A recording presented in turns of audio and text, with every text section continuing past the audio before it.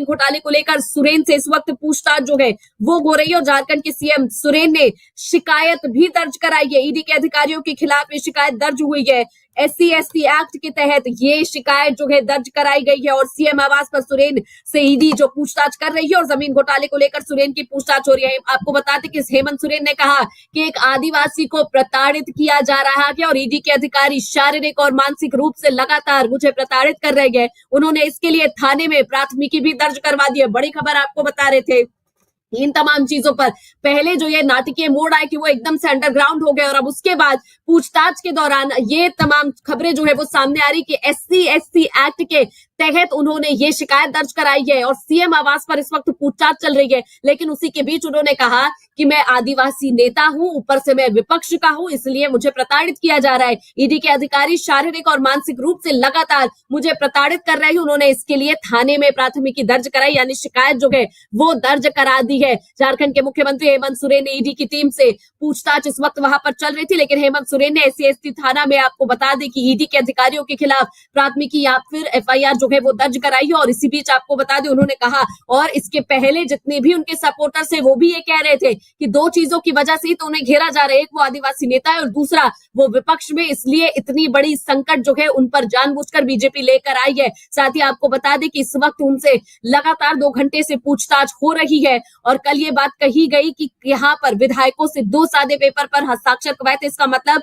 आपको बता दें कि उन्हें भी ये लग रहा है कि कभी भी गिरफ्तारी जो है वो हो सकती है, क्योंकि दिल्ली में जिस तरीके से आप पर गाज गिरती हुई हम सभी लोगों ने देखी कि किस तरीके से वहां पर भी संजय सिंह हो गए, मनीष सिसोदिया हो गए, ऐसे कई नेता जो है उनसे पूछताछ हुई और उसके बाद सीधे उनकी गिरफ्तारी कर ली गई। उसके बाद से विपक्ष जो है वो डरा हुआ है, क्योंकि सभी को ये लगता है कि अगर ईडी आपसे पूछताछ करने के लिए आई है, आपको समन जारी किया गया है, तो मतलब कि कभी भी गिरफ्तारी जो है वो यहाँ पर आ सकती है। आपको बता दें कि ईडी के एक वीडियो जो है उसमें भी सामने आया कि जिसमें वो सीएम आवास में प्रवेश कर रही है और समर्थक जो है वो वहां पर प्रदर्शन कर रहे हैं, इसीलिए पूरी सुरक्षा बल के साथ ईडी जो है वहां पर पहुंची। लेकिन साथ ही साथ आपको ये भी बता दें, ये भूलना नहीं चाहिए कि 10 समन ईडी ने जारी किए थे और उनको पेश होने के लिए कहा था, लेकिन उसके बावजूद वो पेश नहीं हुए थे और इन तमाम चीजों को दरकिनार उन्होंने किया था।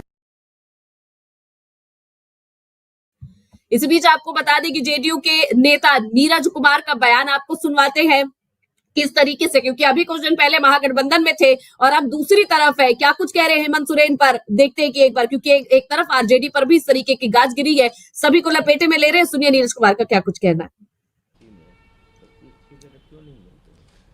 बिहार और झारखंड बंटने के बाद झारखंड आर्थिक रूप से सरप्लस स्टेट था। हालात कितने बदतर हो गए कि राज्य के मुख्यमंत्री को ईडी खोज रहा हो और वो भागते फिर रहे हो, मीटिंग हो रही हो और मीटिंग में अधिकृत किया जाता है कि आप जो भी फैसला लेंगे।